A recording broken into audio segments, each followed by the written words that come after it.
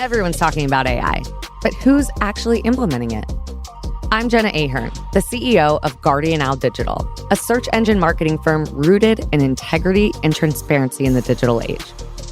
AI and marketing are at a crossroads, and the technology is moving faster than most business leaders can keep up with. That's why we created Go AI, a podcast series where we interview leaders in various industries about all things artificial intelligence.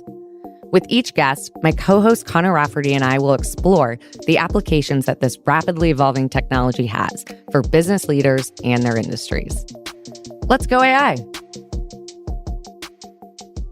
I'm thrilled for today's guest, Michael Ekbundit. He is the director of the engineering programs at GE Appliances, a hire company. And I know you do other things as well.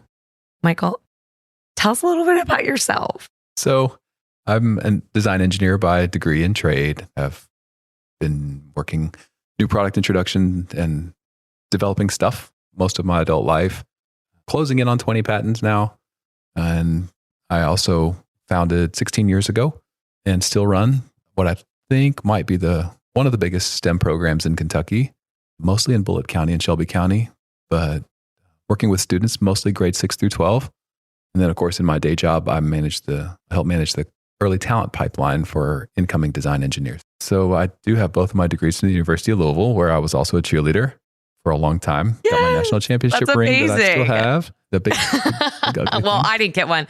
Hard-earned. Michael and I were talking about this, and I'm like, well, I didn't get a national championship, so that's amazing. So, fun fact about Michael. It was a great experience.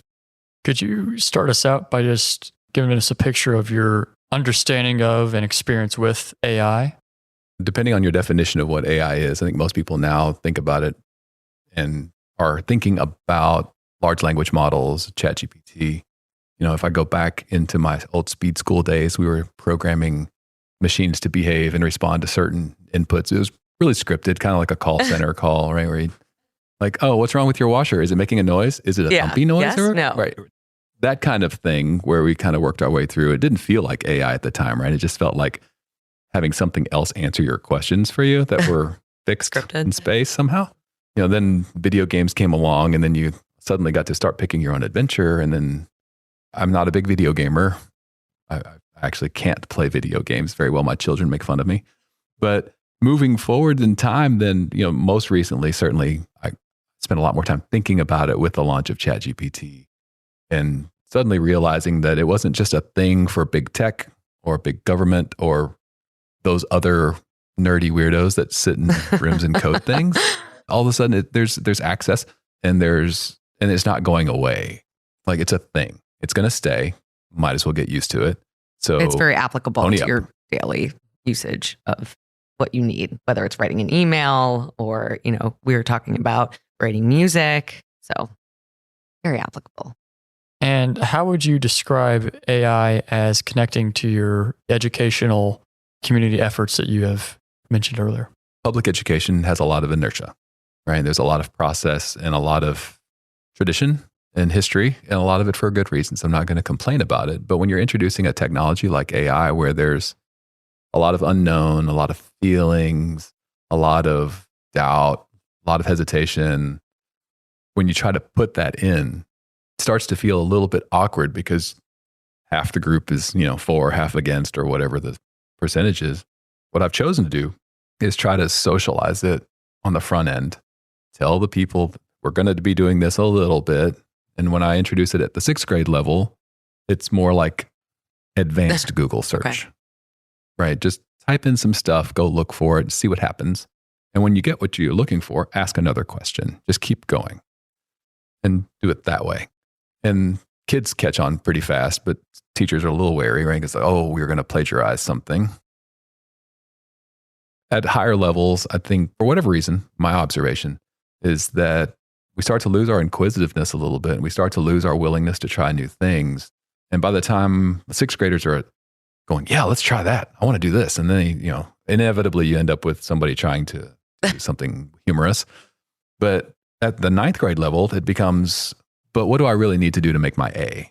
And by the time you get to 12th grade, like, I don't really want to do that anymore. I'm all schooled out, and I just give me the checklist of items that I need to do to get my grade. sometimes, Sure. not always, right? You always have high performing kids. I just recently taught a class for UL Speed School. So it was second semester freshmen. It was an intro to product development thing. And the first lesson was research. So I asked them and told them they had to go use AI. So get out there 18, and use 19-year-olds. ChatGPT. Okay. Yes, right? Not Yeah. 13th grade, right? So we go out and suddenly the pendulum, I found, at least the group that I had, the pendulum started to swing back the other way because they're like, oh, I don't know the answer to this question. I can go ask and then keep asking. And then because I'm competing with all these other folks for scholarship money that I need to have, suddenly my answer needs to be really, really good. And now I have an opportunity to craft something to differentiate myself. So somewhere between what is this and what does it do? New, shiny, yay, to too much. And then back the other way till where I get to sit with a bunch of really smart people at work, and getting a new tool to introduce new capability is something to get excited about. Yeah, this is shiny. Yeah. So it's a weird spectrum of stuff. And I think for me, the curiosity is more about how humans respond at what age and when versus what the tool does or doesn't do, which is its own interesting. What I love how you talk about just human behavior, feels like, is oftentimes, it seems in that example, the barrier between whether someone's going to try a new thing or continually progress with their learning. So when it comes to AI, what do you feel like right now is a barrier in just higher education and implementing this technology? Is it just getting them to do, or people to do the behavior, or is it more than that? At some level, there's fear. And then I think in some ways that fear is tied to access, right? If I don't believe you're going to do the right thing with the tool that I give you, then maybe I don't want to give it to you to begin with. Or I don't know what you're actually going to do with it, and maybe you'll choose to do something wrong. It's kind of leaning into the negative side of human behavior. Are you going to cheat? Are you going to copy? Are you going to do some other thing? Are you going to create something bad? Use your superpowers for bad and evil, right? And then there's the folks that go, wait a minute, this is a chance for me to overcome a barrier that I have with a tool so that I can continue past it. Now, I'll give a personal example. Is I'm not very good at writing. I mean, I know how to write. I know how to make letters and words and paragraphs, but sometimes they're not very interesting, very literate, or, well, grammatically correct. And so I can filter what I write through an AI, ask it to increase the complexity level or whatever I want, adjust the tone, add a colloquialism, add humor, something, and it gives me enough that I can get over the hump. I don't know. Have you ever played a game called Contexto? It's a browser-based game. And the nature of the game is you enter a word, any word in the English language. And then the game is that you have to keep entering words, and the computer tells you how far away your word is from the word of the day. So you're trying to guess it. But you don't get any hints. And so you just keep typing in words. Well, what I find is that I will get in a rut. Like my mind, if I start with mountain, I'll go to lake, stream, trail, hiking, bike, boot, fish, whatever. I don't easily jump to another bucket of words. And so I'll sit there, it would be on guess number 537 or some terrible number. And like, what in the world? It's that kind of mental block where you get so used to being in your own head and doing the same repetitive tasks, thinking in the same patterns, where I think using AI actually can break that. Can help. I love that analogy. Can help us break the cycle. And having kids do that, especially the younger ones who don't already have walls up, having them have access to being able to make big jumps is pretty interesting. And the ones that preserve that curiosity and that interest and that willingness to explore and preserve that through middle school and into high school, I've seen some of those students do just amazing work that they had no idea about just because before. they were a continuous learner and curious. And every time you handed them a new tool, they figured out how to use it for good. We just finished the school year, and one of the groups that I was working with, it was a group of 14-year-old girls, they're freshmen. And this year's theme project, they were year-long engineering projects. This year's theme project was to create invent a thing to help a person with a disability to be able to live independently in a tiny house with net zero energy usage, food independence, and accessibility. So these students all had friends or relatives that had special needs, cognitive needs, and they chose to invent a closed loop alarm system for the person that's going to live in the house. So to prove their feasibility, they designed a transmitter that would sense when a sensor got tripped.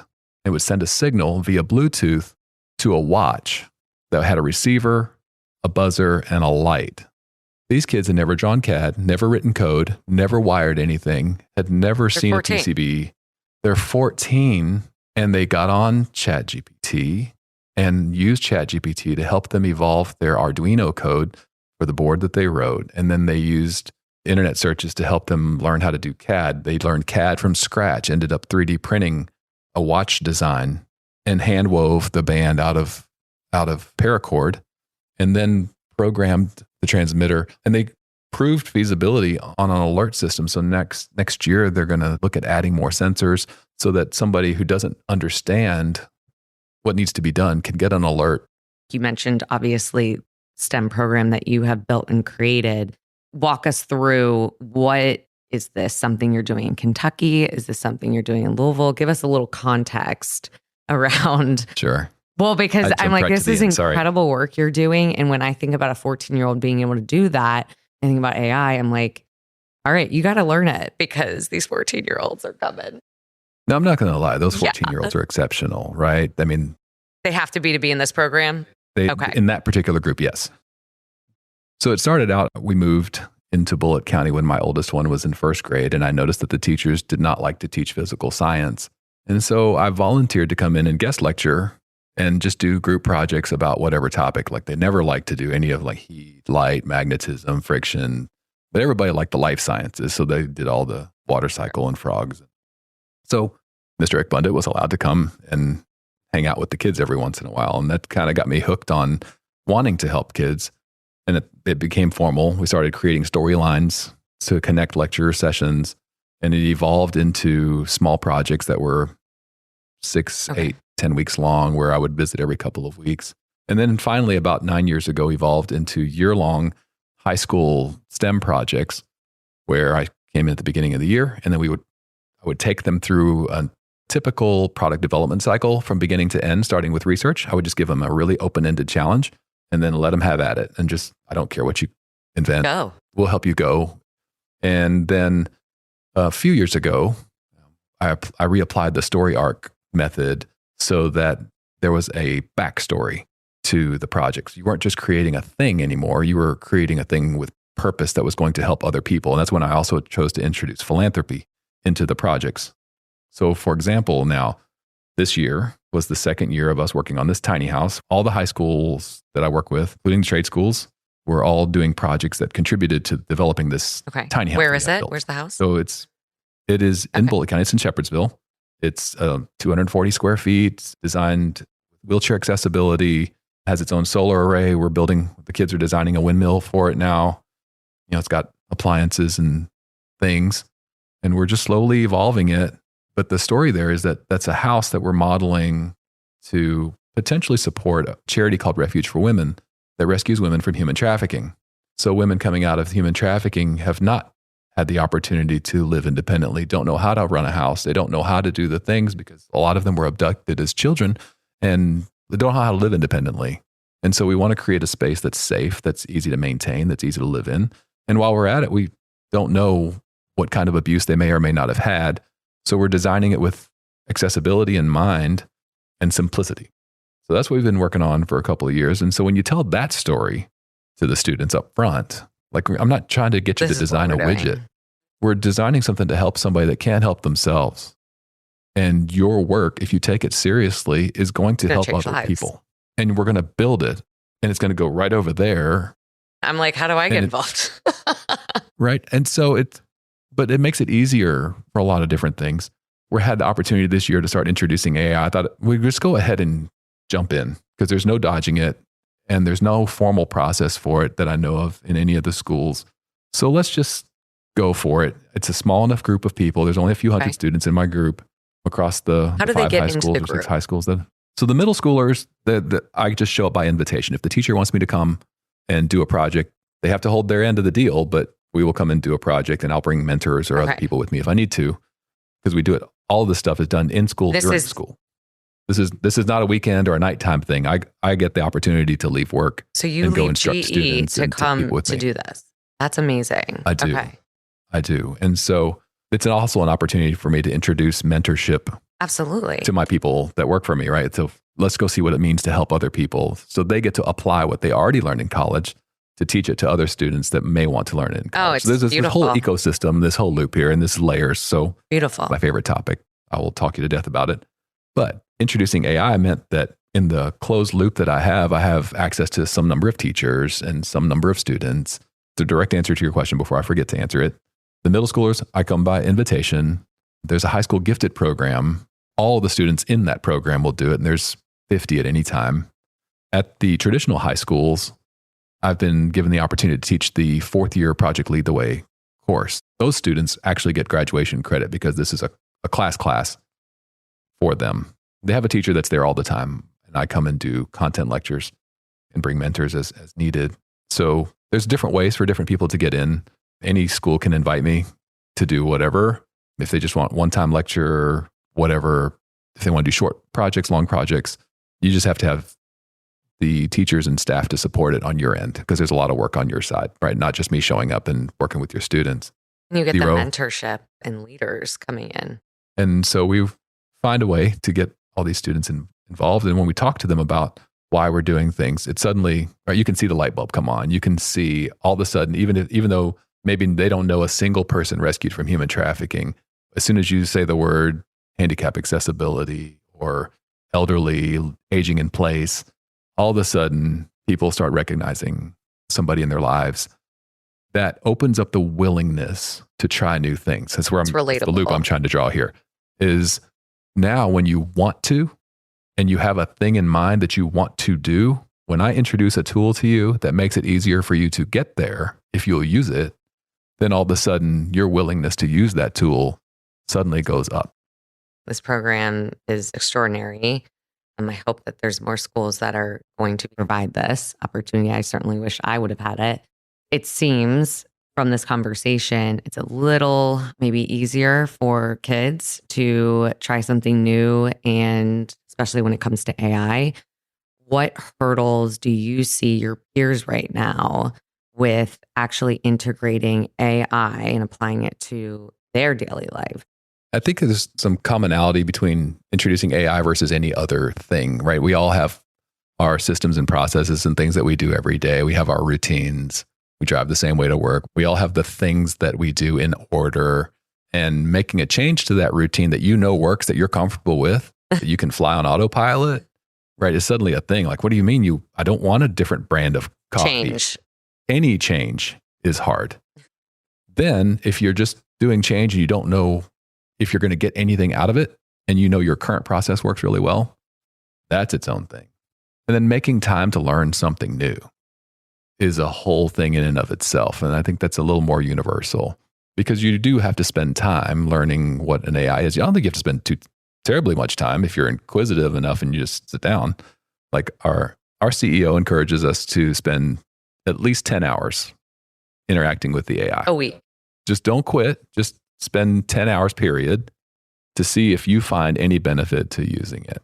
Try it. Try different stuff. Write an email, write a letter, ask a question, do research, whatever. Just try. Create yourself an agent, because you can do that, right? You can just create yourself an agent to do whatever. Try it and see if it does anything. Whatever. Give yourself an opportunity. And he's given us permission, right, as a company to block off a little time and try it out and see what we can do, and kind of crowdsource all the ideas. That's amazing to get permission. So do you see, obviously that's G, do you see that same permission being given in higher education? Even if you can't access it, Okay. a lot of school systems have stuff blocked off and you can't get to that. But even if you don't, if I'm a teacher and I know this is coming and I know there's not really any getting around it, I probably have a computer of my own, and there's nothing to stop me from logging in, creating an account, and start doing things, or just get into Bing Chat. It's built into, right? And DALL-E is built into Bing now. You can just generate images of stuff. Try it. Try anything. Because it'll do almost anything. It'll try to do almost anything, right? Maybe not well, but it will try. But you can tell it, like, anybody listening to this, go home and get in there and ask ChatGPT to create a new cocktail recipe. And you can enter anything you want in there along with it. I want it to eventually turn blue, or I want it to taste minty, or anything you want, and it will give you something. I'm not saying it'll taste good, but if that's your jam, because you like to mess with stuff as a weekend bartender, then maybe that's the thing. You can ask it to make a cake or whatever you want. So, okay. So higher ed, obviously there may be some challenges if you don't have access to the tools, but you're still saying, hey, go try it. Do you think that obviously if companies like GE are trying it, they're spending 10, 20, 30 hours, they're developing new tools. Do you see a gap between higher education and then the rest of the world if that happens? I think so, because right now, in the public school sector, school systems sometimes are issuing computers, and those are all enterprise machines that are locked down and probably have Google Suite or something like that, right? And so a lot of stuff may be blocked and you can't get to it. But when I get to college, I probably have my own computer. I probably have a different thing. And that might be the difference in the interaction that I've had. Like all of a sudden you had a computer that you could do that with, and you had a professor require it as a homework for you to go try. And just to verify that, at least for my students in their first assignment, just to verify they actually did the homework with the learning objective in mind. Like by all means, spend as much time chatting on there as you want, talking to ChatGPT or whatever thing you're using. But for this homework, I want you to use this so you can get these things and tell me why this is important, what part stood out to you, what you plan to do. This is what we're solving for. We're solving for a thing. Make sure you keep that in mind. We're not just randomly messing around. You can, though. By all means, go for it and figure out how to get the output that you need. And I didn't give them any instruction beyond that. Gave them a week. That group of students, 100% of them figured it out. And they were able to use the tool for the right purpose, and also came back to class with some curious other things that they learned along the way. Something I'm curious to hear about from you is how you present kind of just on a broad picture view of AI to these students, because it'll of course be just a huge part of their lives once they're kind of out in the wild real world. Just this week, Google is rolling out its AI overviews, which is kind of like, now the search engine is going to start more and more resembling the chat bot, like interacting with a chat bot. So it's basically, we're going to get to a point where like pretty much whatever job you're working, even just on and off the job, you're going to be interacting with AI pretty consistently. And it'll have a large impact on just how you live. So how do you present the technology to the children in terms of, how it, like this thing is going to actually change your life? That's a great question. I do it in layers, at the younger, lower grades, 6th grade, 4th grade. Just try to take some of the scare factor out of it. It's just a thing. You can ask it questions instead of, like, they're all familiar with search engines. So, like, just imagine a search engine that you can talk to. Let's start there and see that if you get a result, you can ask it a question about whatever you found. And then keep asking it questions. And so far, I've had pretty good response with that, because the kids understand, because, well, on the search engine, I'm just typing in stuff, and then I'm going to type in more stuff. Except in this case, I can narrow the focus and have the conversation, and then adjust that conversation as I want to. So I can just ask it whatever I feel like, and there's no shame in it. There's not really any accountability in it. We do ask the teachers to keep track, right? Just look over the shoulder and make sure nobody's trying to come up with the recipe for napalm or something, right? So we do want to have some accountability, but in terms of introducing it to the younger students, just having them think about it a little bit at a time. I'm not trying to explain to them. I'm not sure that I could do it correctly anyway. Like the token system built into LLMs. Like I'm not explaining how it works, or that it's a predictive model that's not actually they don't care. Let's just get used to talking with it and trying.